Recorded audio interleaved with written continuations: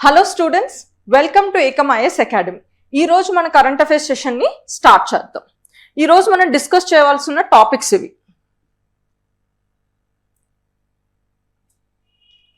Speaker removal, PM Rahat scheme, 16th finance commission, biopharma Shakti scheme, about Namo Bharat RRTS, Chandrayaan 4 mission, Kolleru lake, red sea, power gap index. ఇది start చేసే ముందు నిన్న 2 questions అడిగారు. ఒకటి, మనకి పిఎం గ్రామ్ సడక్ యోజన ఇది 2000లో స్టార్ట్ చేశారని చెప్పాను. అప్పటి మన ప్రధానమంత్రి ఎవరు అని అడిగారు. అప్పటి మన ప్రధానమంత్రి అటల్ బిహారీ వాజ్పేయి గారు. అలాగే మనకి కరప్షన్ పర్సెప్షన్ ఇండెక్స్ లో ర్యాంకింగ్ గురించి చిన్న డౌట్ ఉంది. సో ఇందులో ఏంటంటే ఈ కరప్షన్ పర్సెప్షన్ ఇండెక్స్ ప్రకారం మనకి స్కోరింగ్ వస్తుంది, ఎంత కరప్షన్ ఉంది అని తెలియడం. సో 0 స్కోర్ అయితే మనకి కరప్షన్ చాలా ఎక్కువ ఉందని, అండ్ 100 దగ్గరలో స్కోర్ ఉంటే క్లీన్ అని చెప్పి. ఇప్పుడు మనకి ఇండియాకి 2024లో 38 మార్క్స్ వచ్చాయి అండ్ దాని ర్యాంక్ 96 మాట. ఈ 2025లో చూసినప్పుడు ఈ మార్క్స్ అన్నవి 39కి పెరిగాయి. సో ఆటోమేటిక్ గా మనకి ర్యాంక్ అన్నది తగ్గుతుంది కదా. అంటే ఇప్పుడు ఏంటి, మనకి జనరల్ గా ర్యాంకింగ్ ఎలా వస్తుంది, ఎక్కువ మార్కులకి తక్కువ ర్యాంక్ వస్తుంది కదా. అలాగే ఇక్కడ 39 మార్క్స్ పెరిగాయి, అందుకే ర్యాంక్ అన్నది ఇంకొంచెం ఇంప్రూవైజ్ అయింది అన్నమాట. ఇప్పుడు టాపిక్స్ లోకి వస్తే first topic speaker removal. So ఇది న్యూస్ కాంటెక్స్ట్ ఏంటంటే, ఇటీవల మన లోక్సభ స్పీకర్ అయిన ఓం బిర్లా గారిని రిమూవ్ చేయడానికి ఒక రిజల్యూషన్ లోక్సభలో నడిచింది. సో ఇది మన ఎగ్జామ్ పర్స్పెక్టివ్ లో మనకి ఇంపార్టెంట్ ఏంటంటే అసలు స్పీకర్ రిమూవల్ ప్రాసెస్ ఏంటో తెలుసుకోవాలి. సో ఫస్ట్ అందులో తెలుసుకోవాల్సిన విషయం, అసలు కాన్స్టిట్యూషన్ లో మన రాజ్యాంగంలో ఇది ప్రస్తావించారా అంటే ప్రస్తావించారు. అండ్ దీని ఆర్టికల్ ఏంటంటే ఆర్టికల్ 94. ఈ ఆర్టికల్ 94లో మనకి speaker and deputy speaker of Lok Sabha removal process గురించి ఇందులో చెప్పబడింది మాట.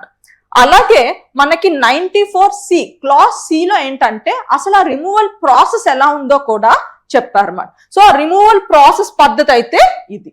సో ఫస్ట్ థింగ్ ఏం చేయాలంటే, మాకు స్పీకర్ ని రిమూవ్ చేయాలని ఉంది అని చెప్పి ఎంపీస్ రిటర్న్ నోటీస్ మాత్రం ప్రొడ్యూస్ చేయాలి. ఎవరికి? సెక్రటరీ జనరల్ ఆఫ్ లోక్సభకి. అండ్ ఈ పర్టిక్యులర్ నోటీస్ కి అట్లీస్ట్ 50 మెంబర్స్ ఆఫ్ లోక్సభ మద్దతు ఉండాలన్నమాట.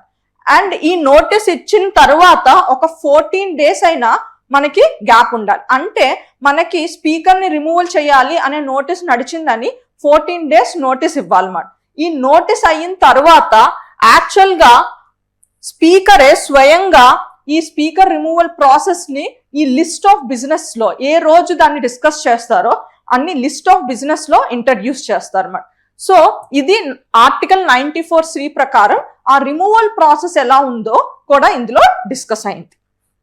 Next, speaker status. So removal process లో స్పీకర్ పని ఏంటి, స్పీకర్ రోల్ ఏంటి, అతను రిమూవల్ ప్రాసెస్ లో స్పీకర్ రోల్ ఏంటి. అతను కెనాట్ డూ, అసలు ఏ విషయాలు చేయకూడదు రిమూవల్ ప్రాసెస్ లో. He cannot proceed over the house. So లోక్సభని ప్రిసైడ్ చేసేది అంటే లోక్సభని నడిపించేది స్పీకర్. కానీ ఈ స్పీకర్ రిమూవల్ ప్రాసెస్ లో దీన్ని ఈ పర్టికులర్ లోక్సభని అతను చైర్ చేయకూడదు. ఇంకొకటి, he cannot cast a vote in case of a tie. ఇప్పుడు కాస్టింగ్ ఓట్ అంటే ఏంటి? జనరల్ గా లోక్సభలో ఏదైనా బిల్ ప్రవేశిస్తే సో దానికి మెంబర్స్ మద్దతు పలకాలి. సో మెజారిటీ ఎవరు ఏది చెప్తే అది అవుతుంది. సో కొన్ని సిచ్యువేషన్స్ ఎలా అవుతాయంటే టై అవుతుంది అన్నమాట. అంటే ఉదాహరణకి 400 మంది సింపుల్ మెజారిటీ అనుకోండి. సో ఇక్కడ 200 ఓకే చెప్తున్నారు, 200 వద్దని చెప్తున్నారు. సో ఇలాంటి సిచ్యువేషన్ ని టై అంటారు. సో దీన్ని ఎవరు విడగొడతారంటే కాస్టింగ్ ఓట్ అని చెప్పి స్పీకర్ దగ్గర ఒక ఓటు ఉంటుంది. స్పీకర్ ఎటు ఓటేస్తే వాళ్ళు నెగ్గుతారు అన్నమాట. ఒకవేళ స్పీకర్ ఇటువైపు ఓటేస్తే ఇది ఈ వర్గం వాళ్ళు నెగ్గుతారు. కానీ ఇలాంటి సిచ్యువేషన్ లో స్పీకర్ కి కాస్టింగ్ ఓట్ ఉండదు. అండ్ క్యాన్ డూ, ఎలాంటి పనులు స్పీకర్ చేయొచ్చు. ఒకటి, he has right to speak and take part in the proceedings. ఆ ప్రొసీడింగ్ లో అతని రిమూవల్ ప్రొసీడింగ్ లో అతను లోక్సభ అటెండ్ అవ్వచ్చు, అలాగే అతను ఒపీనియన్ కూడా చెప్పొచ్చు. కానీ అతను ఇంకో పని కూడా చేయొచ్చు. ఏంటది? ఫస్ట్ ఇన్స్టెన్స్ లో యాజ్ అ మెంబర్ గా అతను ఓట్ చేయొచ్చు, గుర్తుంచుకోండి. కానీ కాస్టింగ్ ఓట్ లో మాత్రం అతను చేయకూడదు. అంటే టై వస్తున్నప్పుడు మాత్రం అతనికి ఆ ఓటు హక్కు ఉండదు. నెక్స్ట్, సో స్పీకర్ రిమూవల్ లో కావాల్సిన మెజారిటీ ఏంటి? మెజారిటీ ఏంటంటే ఎఫెక్టివ్ మెజారిటీ. ఎఫెక్టివ్ మెజారిటీ అంటే ఏంటి? 50% of the effective strength of the house. Effective strength అంటే ఏంటంటే టోటల్ స్ట్రెంగ్త్ మైనస్ వేకెన్సీస్. ఉదాహరణకి మనకి 545 టోటల్ స్ట్రెంగ్త్ ఆఫ్ లోక్సభ అనుకోండి, అందులో 5 వేకెన్సీస్ వచ్చాయి. వేకెన్సీస్ అంటే మనకి ఎంపీ కొంతమంది మెంబర్స్ చనిపోవచ్చు, ఇంకొంతమంది ఏంటంటే లైక్ ఆల్రెడీ రెండు సీట్లకి పోటీ చేసి ఒక సీట్ వదులుకోవచ్చు. ఇలా కొన్ని సిచ్యువేషన్స్ లో వేకెన్సీస్ వస్తాయి. సో ఇలా దీన్ని ఎఫెక్టివ్ స్ట్రెంగ్త్ అంటారు. అంటే టోటల్ స్ట్రెంగ్త్ మైనస్ వేకెన్సీస్ తీస్తే దీన్ని ఎఫెక్టివ్ స్ట్రెంగ్త్ అంటారు. దీని మెజారిటీ మాట అంటే 270 కదా, దీన్ని హాఫ్ చేస్తే సో దీని మెజారిటీ ఎంత అవుతుంది? 271. సో దీన్ని ఎఫెక్టివ్ మెజారిటీ అంటారు. సో స్పీకర్ రిమూవల్ ప్రాసెస్ లో మనకు కావాల్సిన మెజారిటీ ఏంటి? Effective majority. Next, so historical గా ఇంతకు ముందు ఎప్పుడైనా స్పీకర్ రిమూవల్ రిజల్యూషన్స్ అయ్యాయా అంటే అయ్యాయి. సో మనకి 1954 లో జీవి మాల్వాంకర్ ఈ పర్టికులర్ స్పీకర్ రిమూవల్ ప్రాసెస్ మొదలైంది. అలాగే మనకి 1966 లో సర్దార్ కుంకుమ్ సింగ్ అలాగే మనకి 1966 లో సర్దార్ కుకుమ్ సింగ్ ఇతని రిమూవల్ ప్రాసెస్ కూడా ఉంది మాట. అలాగే 1987 లో బలరామ్ జాఖర్. సో కానీ వీళ్ళందరి మీద రెజల్యూషన్ ప్రాసెస్ స్టార్ట్ అయ్యాయి, కానీ ఏది రిమూవల్ కి మాత్రం దారితీయలేదు. Next scheme PM Rahat scheme. PM Rahat scheme ఇది జనరల్ గా దేని గురించి అంటే, ఇప్పుడు మనకి యాక్సిడెంట్స్ అవుతాయి కదా రోడ్డు మీద. సో యాక్సిడెంట్స్ అవుతున్నప్పుడు జనరల్ గా ఈ వైద్య సేవలు అన్నవి, ట్రీట్మెంట్ అన్నది ఫస్ట్ 1 hour లో ప్రొవైడ్ చేయడం చాలా ఇంపార్టెంట్. క్రిటికల్ కేర్ అంటారు, దీన్నే గోల్డెన్ అవర్ అంటారు. సో ఈ గోల్డెన్ అవర్ కేర్ ని ఇస్తేనే వాళ్ళు బతికే ఛాన్సెస్ ఎక్కువ ఉంటాయి అన్నమాట. సో కానీ ప్రస్తుతానికి ప్రాబ్లం ఏంటి? మనం హాస్పిటల్స్ తీసుకువెళ్ళినా వాళ్ళు అడ్మిట్ చేసుకోవడానికి డబ్బులు అడుగుతారు, ఇంకొకటి ఏమైనా కేసు అవుతుందని భయపడతారు. సో ఈ సిచ్యువేషన్ మెజారిటీ రిజాల్వ్ అయినా ఈ ఇష్యూ ఇంకా ఉంది మాట. సో గవర్నమెంట్ దీన్ని దృష్టిలో పెట్టుకుంటూ ఒక స్కీమ్ ని ప్రవేశించింది, that is called as a PM Rahat scheme మాట. సో ఈ స్కీమ్ ఏంటంటే మనకి ఈ గోల్డెన్ అవర్ ట్రీట్మెంట్ ని ప్రమోట్ చేయాలనే ఉద్దేశంతో ప్రవేశపెట్టిన స్కీమ్. ఈ స్కీమ్ ని ఎవరు ఇంప్లిమెంట్ చేస్తున్నారంటే ministry of road transport and highways. ఈ మినిస్ట్రీ దీన్ని ఇంప్లిమెంట్ చేస్తుంది. ఇప్పుడు ఈ స్కీమ్ లో గవర్నమెంట్ ఇస్తున్న సపోర్ట్ ఏంటో చూద్దాం. సో ఫస్ట్ ఏంటంటే క్యాష్లెస్ ట్రీట్మెంట్ ని గవర్నమెంట్ ప్రమోట్ చేస్తుంది. దానికోసం దానికి క్యాప్ ఇచ్చిందన్నమాట. ఎంతవరకు? 1.5 lakh ఫర్ యాక్సిడెంట్ విక్టమ్ ని కవర్ చేస్తుంది, అతని కాస్ట్ ని కవర్ చేస్తుంది. ఎన్ని రోజుల వరకు? 7 days వరకు అది కవర్ చేస్తుంది from the date of accident. ఇంకొకటి స్టెబిలైజేషన్ ట్రీట్మెంట్.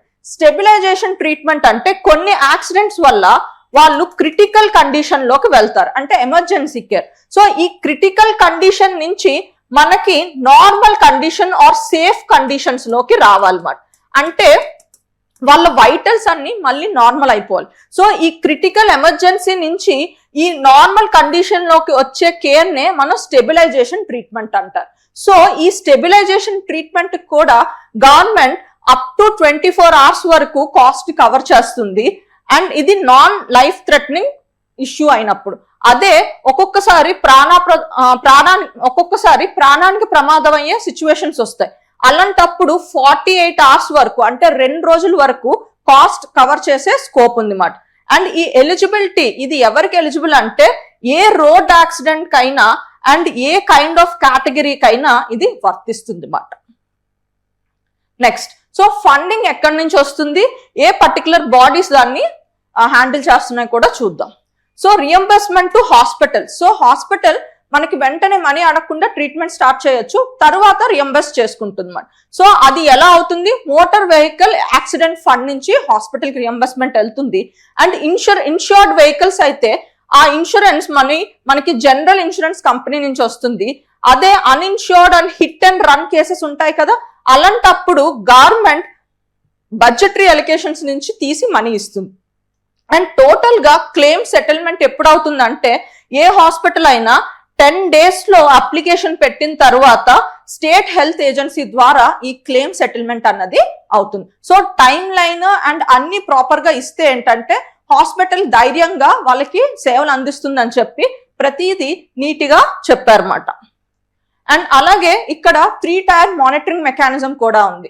సో అండ్ అలాగే గ్రీవియన్స్ రిడ్రెసల్ కూడా ఉంది అన్నమాట. అంటే మనకి ఫిర్యాదులు పరిష్కరించడానికి ఒక బాడీని కూడా ఎస్టాబ్లిష్ చేశారు. సో నేషనల్ లెవెల్లో ఇది ఇంప్లిమెంట్ చేయడానికి ఇంటర్ మినిస్ట్రియల్ స్టీరింగ్ కమిటీ అనే ఒక బాడీని ఏర్పాటు చేశారు. వాళ్ళు పాలసీ ఇంప్లిమెంటేషన్ చూసుకుంటారు. అలాగే స్టేట్ లెవెల్లో స్టేట్ రోడ్ సేఫ్టీ కౌన్సిల్ అని చెప్పి ఒక బాడీ ఏర్పాటైంది.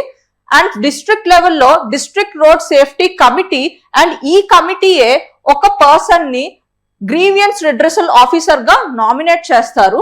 అండ్ ఇతను మనకి ఫిర్యాదుల గురించి వచ్చే సమస్యల్ని ఇతను సాల్వ్ చేస్తాడు అన్నమాట. అండ్ అలాగే ఈ పిఎం రాహత్ స్కీమ్ అన్నది మనకి 112 ఎమర్జెన్సీ రెస్పాన్స్ సపోర్ట్ సిస్టమ్ తో ఇంటిగ్రేట్ అయింది. మనకు తెలుసు కదా ఈ 112 ఎమర్జెన్సీ సర్వీస్. సో దగ్గరున్న హాస్పిటల్స్ కి అండ్ అలాగే అంబులెన్స్ సర్వీసెస్ కి మనకి కనెక్షన్ ఇస్తుంది అన్నమాట. సో ఈ పర్టికులర్ పిఎం రాహత్ స్కీమ్ అన్నది ఈ 112 ఎమర్జెన్సీ రెస్పాన్స్ సపోర్ట్ సిస్టమ్ తో కనెక్ట్ అవుతుంది. అండ్ ఎవరైతే మనకి ఈ విక్టమ్స్ కి, ఈ రోడ్ యాక్సిడెంట్ పీపుల్ కి హెల్ప్ చేస్తారో వాళ్ళని గుడ్ సమారిటన్స్ అంటాం. అండ్ వాళ్ళనే రహవీర్ అని కూడా అంటాం. Next 16th finance commission. So ఇప్పుడు ఇది చాలా రోజుల నుంచి న్యూస్ లో ఉంది. ఇది ఎగ్జామ్ రెస్పెక్ట్ లో మనకి తెలుసుకోవడం చాలా ఇంపార్టెంట్. ముఖ్యంగా పాలిటీ పరంగా అండ్ ఎకానమీ పరంగా నేను ఈ 2 డైమెన్షన్స్ లో ఈ టాపిక్ ని కవర్ చేశాను. 16th finance commission. అసలు ఫైనాన్స్ కమిషన్ అంటే ఏంటి? సో మనం ట్యాక్సెస్ కడతాం కదా గవర్నమెంట్ కి. ఈ ట్యాక్సెస్ అన్ని కలెక్ట్ చేసి వీటి ద్వారానే మనకి గవర్నెన్స్ నడుస్తుంది. అంటే ఇండియాని వీటి ద్వారానే నడిపిస్తారు. సో అంటే ఏంటి, ఇండియా అంటే సెంటర్ ఉంది, రాష్ట్రాలు ఉన్నాయి, స్టేట్స్ ఉన్నాయి, సెంటర్ ఉంది. సో సెంటర్ కి స్టేట్ కి న్యాయబద్ధంగా ఈ ట్యాక్సెస్ డివైడ్ చేయడానికి ఏర్పడిన సంస్థే ఈ ఫైనాన్స్ కమిషన్ అన్నమాట. సో ఫైనాన్స్ కమిషన్ ఏం చేస్తుంది, కలెక్ట్ అయిన ట్యాక్సెస్ కి సెంటర్ కి ఎంత షేర్ వెళ్ళాలి, అలాగే ఏ రాష్ట్రాలకి ఎంత షేర్ వెళ్ళాలో డిసైడ్ చేసే బాడీయే ఈ ఫైనాన్స్ కమిషన్. ఈ ఫైనాన్స్ కమిషన్ గురించి మనకి కాన్స్టిట్యూషన్ లో, మన రాజ్యాంగంలో ప్రస్తావించబడింది. ఏ ఆర్టికల్ ప్రకారం? ఆర్టికల్ 280 ప్రకారం ప్రస్తావించబడింది. అండ్ ఈ ఫైనాన్స్ కమిషన్ అన్నది time to time president appoint చేస్తారు అన్నమాట. సో ఇది ఒక క్వాజీ జ్యుడిషియల్ బాడీగా వర్క్ అవుతుంది.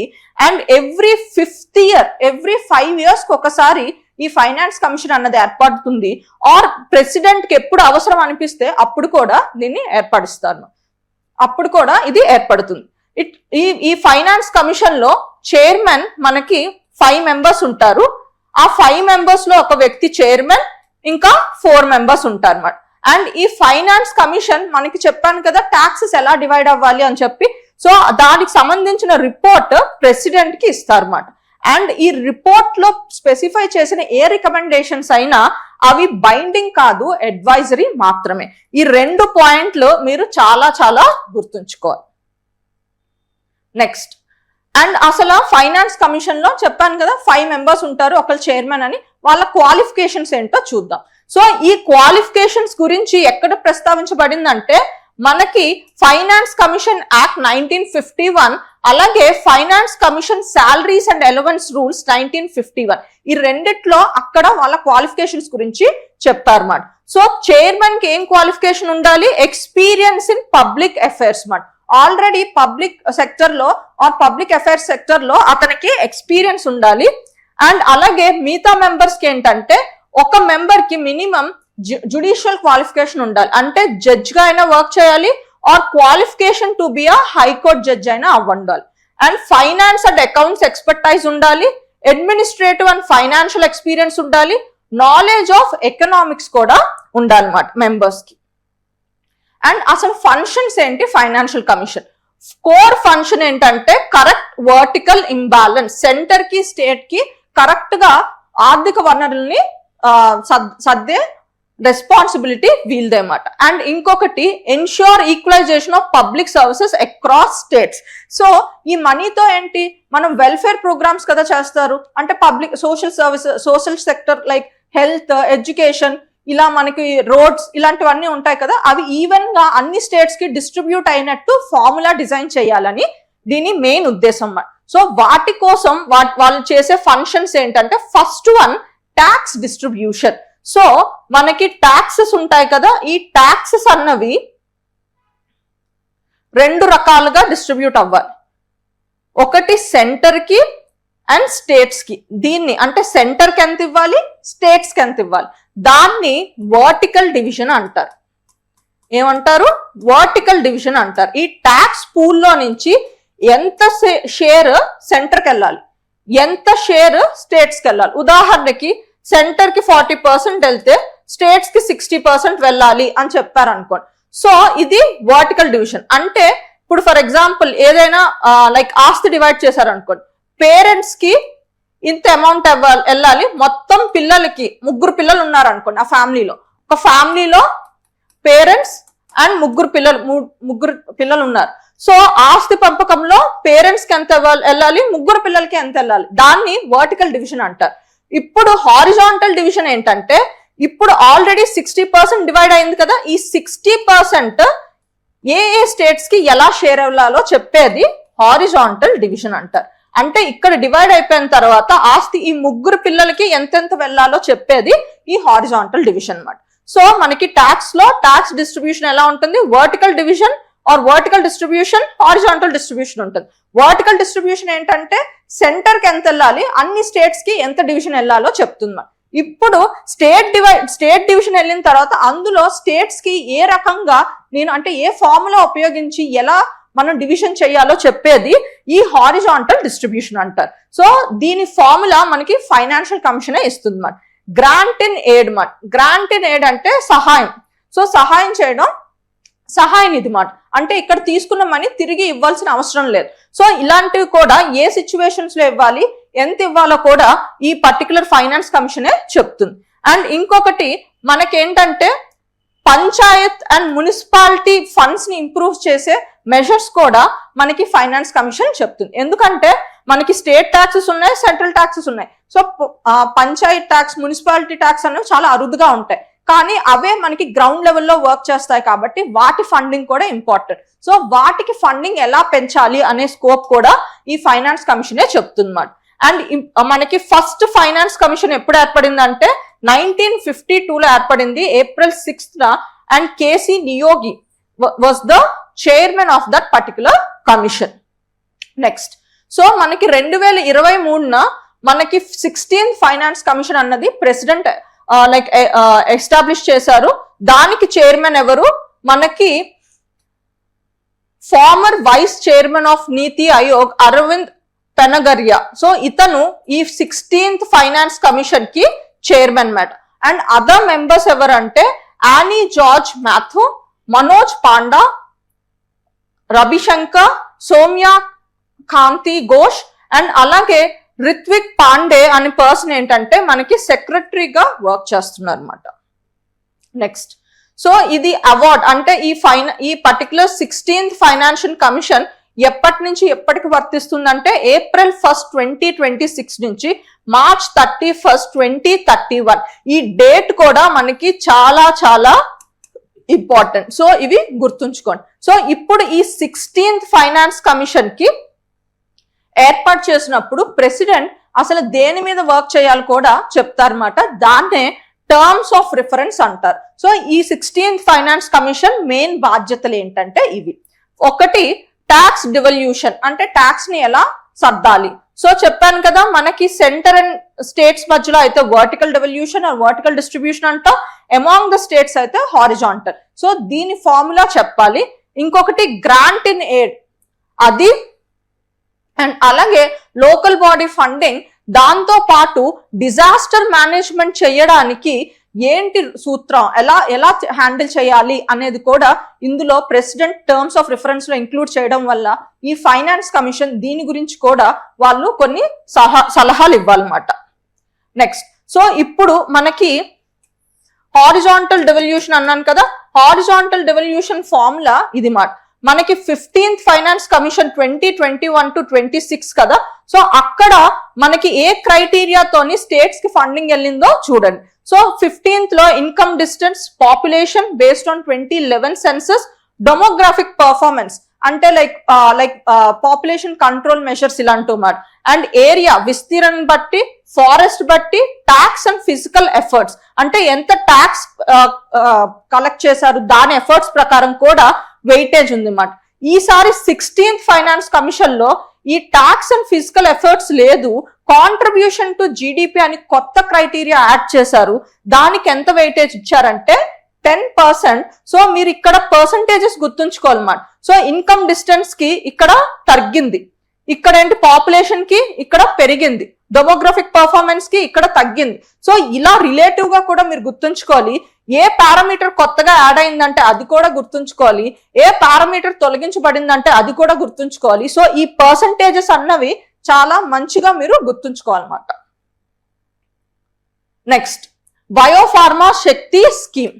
సో ఈ బయోఫార్మా శక్తి స్కీమ్ ఏంటంటే మనకి బయోఫార్మా మ్యానుఫ్యాక్చరింగ్ ని ఇండియాలో ప్రమోట్ చేస్తూ ఇండియాని ఒక గ్లోబల్ హబ్ గా తయారు చేయాలనే ఉద్దేశంతో వచ్చిన స్కీమ్ ఈ బయోఫార్మా శక్తి స్కీమ్ మాట. సో ఇది మెయిన్ గా దేని మీద ఫోకస్ చేస్తుంది, బయోలాజిక్స్ అండ్ బయోసిమిలర్ ప్రొడక్షన్ మీద ఫోకస్ చేస్తుంది. మీకు తెలుసు కదా మనకి ఇండియాలో జెనరిక్ మెడిసిన్స్, ముఖ్యంగా ఫార్మాక్యూటికల్ మెడిసిన్స్ ఇండియా చాలా ప్రసిద్ధి చెందింది. ముఖ్యంగా మన జెనరిక్ మెడిసిన్స్ అవన్నీ ఆఫ్రికన్ దేశాలకి చాలా ఎక్కువ వెళ్తాయి అన్నమాట. సో మన ఫార్మసీ సెక్టర్ అన్నది చాలా ప్రామినెంట్, మన సర్వీస్ సెక్టర్ ఎలాగో అలాగే మన ఫార్మసీ సెక్టర్ కూడా చాలా ప్రామినెంట్. ఉదాహరణకి COVID-19 టైంలో వ్యాక్సిన్ తయారు చేసిన కొద్ది దేశాల్లో ఈవెన్ ఇండియా కూడా ఉంది, భారత్ బయోటెక్ గుర్తుంది కదా. సో అలాగే మనం ఇదే ఇంకా ప్రమోట్ చేయడానికి బయోలాజిక్స్ అండ్ బయోసిమిలర్ ప్రొడక్షన్స్ ని ఇంప్రూవ్ చేయడానికి ఈ పర్టికులర్ స్కీమ్ అన్నది ఏర్పడింది. ఈ బయోలాజిక్స్ అంటే ఏంటి? బయోలాజిక్స్ అంటే ఏవైనా మందుల్ని మనం లివింగ్ సోర్సెస్ నుంచి తయారు చేస్తే వాటిని బయోలాజిక్స్ అంటారు. ఉదాహరణకి vaccine, blood products, gene therapy, protein etcetera. ఇప్పుడు వ్యాక్సిన్ ఉంది అనుకోండి, వ్యాక్సిన్ అంటే ఏంటి? ఇదొక ప్రివెంటివ్ మెడిసిన్. ప్రివెంటివ్ మెడిసిన్ అంటే మనం మెడిసిన్ ఎప్పుడు యూజ్ చేస్తాం? ఏదైనా వ్యాధి వస్తే దాన్ని క్యూర్ చేయడానికి, డిసీజ్ వస్తే దాన్ని క్యూర్ చేయడానికి వేసుకుంటాం మెడిసిన్. అప్పుడేంటి దాన్ని క్యూరేటివ్ మెడిసిన్ అంటాం. అంటే ఏదైనా డిసీజ్ వస్తే మెడిసిన్ వాడితే అప్పుడు అది తగ్గితే క్యూరేటివ్ మెడిసిన్ అంటాం. వ్యాక్సిన్ ఏంటంటే డిసీజ్ రాకూడదని ముందు జాగ్రత్తగా తీసుకున్న మెడిసిన్ ని ప్రివెంటివ్ మెడిసిన్ అంటాం. సో ఇక్కడ ఈ వ్యాక్సిన్ లో మనం జనరల్ గా ఏం చేస్తాం, ఏ మైక్రోబ్ వల్ల మనకి ఆ డిసీజ్ వస్తుందో దాన్ని వీకెన్ చేసి మనిషికి ఇస్తాం అన్నమాట. అంటే ఫర్ ఎగ్జాంపుల్ COVID-19 అన్నది మనకి వైరస్ వల్ల వస్తుంది. సో కోవిడ్ వ్యాక్సిన్ తీసుకుంటున్నప్పుడు మన ఆ కోవిడ్ వచ్చే వైరస్ ని వీకెన్ చేసో లేకపోతే చంపో మన బాడీలోకి ఎంటర్ చేస్తాం. దీనివల్ల ఏంటంటే మనకి న్యాచురల్ గా ఉన్న ఇమ్యూనిటీకి ఏంటంటే మన బాడీకి కొత్త ప్యాథోజన్ వచ్చిందని ఐడెంటిఫై చేసి వెంటనే డిఫెన్స్ అటాక్ ని స్టార్ట్ చేస్తుంది. సో ఒకవేళ దీని వల్ల ఏమవుతుంది, వ్యాక్సిన్ వల్ల బాడీ మెమరీ అన్నది జనరేట్ చేసుకుంటుంది. ఫ్యూచర్ లో మనకి ఎప్పుడైనా అటాక్ అయినప్పుడు సో ఆటోమేటిక్ గా మన బాడీకి ఓకే ఆల్రెడీ ఈ వైరస్ నాకు తెలుసు అని చెప్పి ఫాస్ట్ గా రెస్పాన్స్ ఇస్తుంది. దానివల్ల మనం వెంటనే ఆ పర్టికులర్ రోగానికి బారవ్వమాట. సో ఇలా మనం వ్యాక్సిన్ ని ఒక ప్రివెంటివ్ మెడిసిన్ గా వాడుతున్నాం. సో ఇక్కడ కూడా ఏంటి, వైరస్ అంటే ఇది ఒక మైక్రో ఆర్గానిజం, లివింగ్ ఎంటిటీ కదా, అందుకే అది బయోలాజిక్స్ అంటారు. సో మన ఈ పర్టికులర్ బయోలాజిక్స్ ద్వారా మనం ఎలాంటి మెడిసిన్స్ ని తయారు చేయాలనుకుంటున్నాం, లివింగ్ సోర్సెస్ నుంచి వస్తున్న మెడిసిన్స్ ని తయారు చేయాలనుకుంటున్నాం. అండ్ బయోసిమిలర్స్ అంటే ఏంటి, ముఖ్యంగా ఇప్పుడు వ్యాక్సిన్ తయారు చేశారనుకోండి, ఇదంతా ఏంటి, ఒక రీసెర్చ్ అండ్ డెవలప్మెంట్ టీమ్ కూర్చొని తయారు చేసే మెడిసిన్స్ మాట. సో దీనికంటూ కొంత టైం పడుతుంది, ఎఫర్ట్స్ పెడతారు కదా. సో వీళ్ళు ఈ ప్రొడక్ట్ ని మార్కెట్ లో తెచ్చినప్పుడు పేటెంట్స్ తీసుకుంటారు. అంటే ఈ పేటెంట్ ద్వారా ఏంటంటే కొన్ని సంవత్సరాలు ఆ మార్కెట్ లో రేటుని, ఆ ప్రొడక్ట్ రేటుని మేమే డిసైడ్ చేస్తాం. ఎందుకంటే మేము R&Dలో కష్టపడి దాన్ని తయారు చేసాం కాబట్టి దాన్ని మార్కెట్ ఎక్స్ప్లాయిటేషన్ మేమే చేసుకుంటాం, అది కూడా కొన్నేళ్ళు. సో ఇండియాలో అది 20 ఏళ్ళకి ఇస్తారన్నమాట. అంటే ఈ 20 ఏళ్ళు ఈ ప్రొడక్ట్ ని వాళ్ళే రేట్ ఫిక్స్ చేస్తారు. ఇంకెవరైనా తయారు చేయాలన్నా వీళ్ళ పర్మిషన్ తీసుకొని వీళ్ళకి కొంత అమౌంట్ ఇచ్చి మనం తయారు చేసుకోవాలన్నమాట. ఇది ఎన్నేళ్ళ వరకు? సుమారు 20 ఏళ్ళ వరకు. తరువాత మనకి ఈ ప్రొడక్ట్ అన్నది ఎవరైనా తయారు చేయొచ్చు. అప్పుడు ఎక్కువ ప్రొడక్షన్ అయినప్పుడు రేట్ తగ్గుతుంది. ఈ బయోసిమిలర్స్ అంటే అలాంటివి అన్నమాట. సో మనకేంటంటే బయోలాజిక్స్ నే సిమిలర్ కాపీస్ ని తయారు చేస్తారు, కానీ తక్కువ అమౌంట్ కే, చీపర్ అమౌంట్ కే వస్తుంది. ఎందుకంటే ఇది ఎప్పుడు తయారవుతుంది? పేటెంట్ ఎక్స్పైర్ అయిన తర్వాత తయారవుతాయి కాబట్టి వీటిని బయోసిమిలర్స్ అంటారు. అంటే గుణంలో ఆ మెడిసిన్ గుణం మాత్రం ఒకటే ఉంటుంది, తయారు చేసే పద్ధతి కొంచెం డిఫరెంట్ అయి ఉండొచ్చు, అండ్ కాస్ట్ రకంగా ఇవి చాలా తక్కువ ఉంటాయి. స్ట్రాటజీ ఏంటి? అసలు ఈ పర్టికులర్ బయోఫార్మసీ హబ్ గా తయారు చేయాలనుకుంటున్నారు కదా, స్ట్రాటజీ ఏంటి? ఈ స్క్రీన్ ప్రకారం చెప్పిన స్ట్రాటజీ ఏంటంటే, ముఖ్యంగా national institutes of pharmaceutical education and research ని ఇన్స్టిట్యూట్స్ ని తయారు చేయాలనుకుంటున్నారు. ఆల్రెడీ మనకి 7 ఉన్నాయి, వాటిని ఇంకా అప్గ్రేడ్ చేయాలనుకుంటున్నారు, అండ్ ఇంకో 3ని కొత్తగా పెట్టాలనుకుంటున్నారు. అలాగే క్లినికల్ ట్రయల్స్ ల్యాబ్స్ ని ఎస్టాబ్లిష్ చేయాలనుకుంటున్నారు, అవి 1000 కన్నా ఎక్కువ. ఇంకొకటి, మనకి ఏదైనా మెడిసిన్ వచ్చిన తర్వాత అది ట్రయల్ ఎవరు అప్రూవల్ చేస్తారంటే central drug standard control organisation. ఇది ఏ మినిస్ట్రీ కింద ఉంటుందో నాకు కామెంట్స్ లో తప్పకుండా తెలియచేయండి. అండ్ వీళ్ళు ఈ ట్రయల్ ని అప్రూవ్ చేసే ప్రాసెస్ ని ఫాస్ట్ చేసేటట్టు చేయాలనుకుంటున్నారు.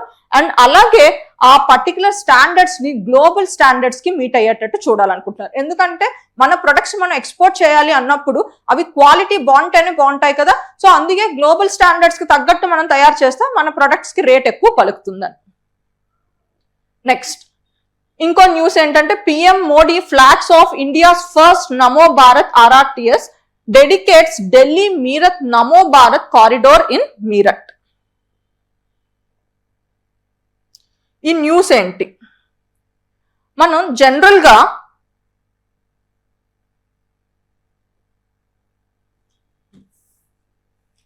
ట్రాన్స్పోర్ట్ కి ఇప్పుడు ఒక స్టేట్ నుంచి ఇంకో స్టేట్ కి వెళ్ళాలి. ఉదాహరణకి విశాఖపట్నం నుంచి హైదరాబాద్కి రావాలి, అలాగే మనం విశాఖపట్నం నుంచి విజయవాడ రావాలనుకోండి. సో ఇక్కడ మనం ట్రైన్స్ సర్వీసెస్ యూజ్ చేస్తున్నాం. సో ఇక్కడ ఫాస్ట్ ట్రాన్స్పోర్ట్ ట్రైన్స్ యూజ్ చేసేవి బ్రాండ్ నేమ్ ఇప్పుడు మనకేంటి, వందే భారత్ ఎక్స్ప్రెస్ ఇలా ఉన్నాయి.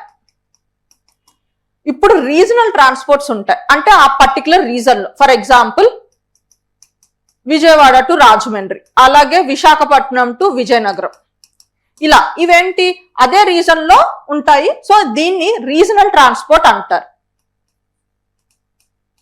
వీటికంటూ ఒక బ్రాండ్ నేమ్ తో కొత్తగా ట్రైన్ స్టార్ట్ అయ్యాయి, అవే నమో భారత్.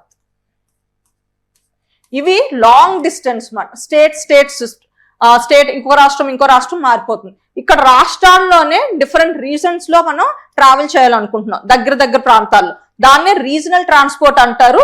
వాటికి ఇంట్రడ్యూస్ అయిన ట్రైన్సే నమో భారత్ మాట. అలాగే మనకి మెట్రో సర్వీసెస్ కూడా ఉంటాయి. ఇవి జనరల్ గా మనకి సిటీలో ట్రాన్స్పోర్ట్ అవ్వడానికి యూజ్ చేస్తాం. లైక్ హైదరాబాద్ మెట్రో, హైదరాబాద్ లో చుట్టుపక్క పరిసర ప్రాంతాలకు వెళ్ళడానికి యూజ్ చేస్తాం. సో ఇక్కడ ఈ పర్టికులర్ న్యూస్ ఏం చెప్తుందంటే, మనకి ఫస్ట్ నమో భారత్ రీజనల్ ట్రాన్స్పోర్ట్ ట్రైన్ అన్నది పిఎం గారు మనకి స్టార్ట్ చేశారు. అది ఫస్ట్ ట్రైన్ ఎక్కడి నుంచి ఎక్కడి వరకు, ఢిల్లీ నుంచి మీరట్ అనే ప్రాంతం వరకు ఈ ట్రైన్ అన్నది ఉంది మాట. సో ఇదేంటి, new rail base semi high speed, ఎంత స్పీడ్ 800 km/h, అండ్ ఇది రీజనల్ ట్రాన్స్పోర్ట్ ని సపోర్ట్ చేస్తుంది. అండ్ డిఫరెంట్ ఫ్రమ్ మెట్రో, ఎందుకంటే మెట్రో మనకి విత్ ఇన్ పర్టికులర్ సిటీ మనం ట్రాన్స్పోర్ట్ అవడానికి చూస్తాం అన్నమాట. అండ్ అలాగే ఇది ఇంప్లిమెంట్ చేస్తున్న ఏజెన్సీ ఎవరు, national capital region transport corporation. ఈ కార్పొరేషన్ అన్నది సెంటర్ అండ్ వివిధ స్టేట్స్ మధ్య ఏర్పడిన ఒక కార్పొరేషన్ మాట. ఆ స్టేట్స్ ఏంటి, Rajasthan, UP, Haryana and Delhi. And అలాగే సిగ్నిఫికెన్స్ RRTS. సో సిగ్నిఫికెన్స్ ఏంటి, మనకి ఈ ఆర్ఆర్టిఎస్ ట్రైన్స్ అన్ని వచ్చిన తర్వాత మనకి అర్బన్ ఏరియాస్ లో మన అర్బన్ ఏరియాస్ ని గ్రోత్ ఇంజన్స్ అంటాం కదా. సో ఇక్కడ గ్రోత్ ఇంజన్స్ అంటే మనకి ఎక్కువ గ్రోత్ వచ్చే ప్రాంతాలు అన్నమాట. సో ఇక్కడ ఏంటంటే మనకి ట్రాన్స్పోర్ట్ కి ఎక్కువ టైం అవుతుంది. సో కంజెషన్ ట్రాఫిక్స్ అన్నవి కూడా మెట్రోలో ఇప్పుడు ఫర్ ఎగ్జాంపుల్ బెంగళూరు, హైదరాబాద్ ఇక్కడ ట్రాఫిక్ అన్నవి ఎక్కువ అవుతాయి అన్నమాట. సో ఈ ట్రాఫిక్ కంజెషన్ మనకి తగ్గుతుంది.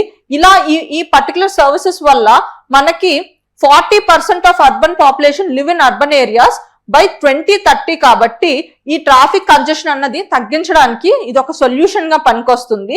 అండ్ అలాగే ఇప్పుడు ఇంట్రడ్యూస్ చేసిన ట్రైన్ వల్ల మనకి 3 hours ఉన్న ట్రాన్స్పోర్ట్ టైమ్ 60 minutes అంటే ఒక 1 hour కి తగ్గిపోయింది అన్నమాట. Next Chandrayaan 4 mission. So ISRO మనకి ప్రెస్టీజియస్ గా వర్క్ చేస్తున్న ప్రాజెక్ట్, మూన్ రిలేటెడ్ ప్రాజెక్ట్ ఈ చంద్రయాన్ 4 మాట. ఇది ఎప్పుడు లాంచ్ చేయాలనుకుంటుంది? 2027 లో లాంచ్ చేయాలనుకుంటుంది. అండ్ ఈ పర్టిక్యులర్ మిషన్ గోల్ ఏంటంటే మూన్ మీద ల్యాండ్ అయ్యి ఇది శాంపుల్ రిటర్న్ ప్రాజెక్ట్ మాట. అంటే మూన్ మీద ల్యాండ్ అయ్యి ముఖ్యంగా సౌత్ పోల్ ఉన్న ఒక మౌంటైన్ మీద ల్యాండ్ అయ్యి అక్కడి నుంచి ఒక శాంపుల్ ని భూమికి తీసుకురావాలని దీని మిషన్ గోల్ మాట. అండ్ మూన్ మీద ల్యాండ్ అవ్వాలన్నాను కదా, ఆ మూన్ మీద ల్యాండ్ అయ్యే సైట్ పేరు ఇది మాన్స్ మౌంటైన్. సో ఇది ఏంటంటే ఇది ఒక mountain near the moon south pole. ఇది ఒక పర్వతం అన్నమాట. మూన్ సౌత్ పోల్ దగ్గర ఇదొక పర్వతం. And earlier it is called as Leibnitz beta. And ఇది ఈ పర్టికులర్ నేమ్ ఎలా వచ్చిందంటే మనకి నాసా మ్యాథమెటిషియన్ అయిన మెల్బర్న్ రాయ్ మౌంటైన్. సో ఇతని పేరుగా ఇప్పుడు ఈ ల్యాండింగ్ సైట్ ని సౌత్ పోల్ లో ఉన్న మౌంటైన్ ని పేరు వచ్చిందన్నమాట. కీ ఫీచర్స్ ఏంటంటే ఆ మౌంటైన్ ఫ్లాట్ టాప్డ్ ఉంటుంది. ఎన్ని కిలోమీటర్లు? 100 kilometer వైడ్ ఫ్లాట్ గా ఉంటుంది. అండ్ ఈ మౌంటైన్ అన్నది మూన్ సర్ఫేస్ మీద నుంచి 6,000 మీటర్ల ఎత్తుంది అన్నమాట. అండ్ ఇక్కడ ముఖ్యంగా సౌత్ సైడే ఎందుకు ల్యాండ్ అవుతుందంటే మనకి పోల్ రీజన్స్ లో వాటర్ కంటెంట్ ఎక్కువ ఉంటుంది. సో మూన్ లో లైఫ్ పాసిబుల్ లేదా తెలుసుకోవడానికి వాటర్ అన్నది ఇంపార్టెంట్ కాంపోనెంట్ కాబట్టి ఇక్కడి నుంచే శాంపిల్స్ తెచ్చుకోవాలని ఈ పర్టికులర్ మిషన్ ముఖ్య గోల్ మాట. Next delay in fixing Kolleru lake boundaries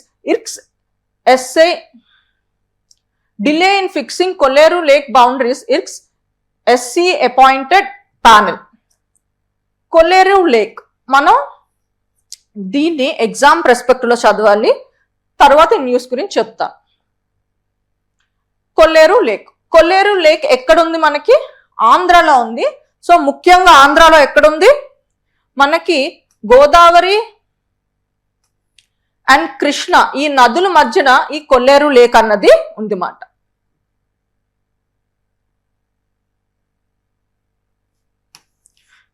Godavari and Krishna రెండు నదుల మధ్య ఈ కొల్లేరు లేక్ అన్నది ఉంది.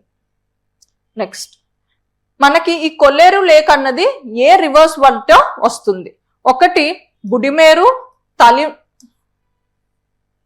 ఈ కొల్లేరు లేక్ అన్నది ఎలా ఫామ్ అయింది అంటే చాలా రివర్ సోర్సెస్ నుంచి ఫామ్ అయింది. ఒకటి బుడమేరు, తమిళేరు, రమిలేరు, ఎర్రకాల్వ.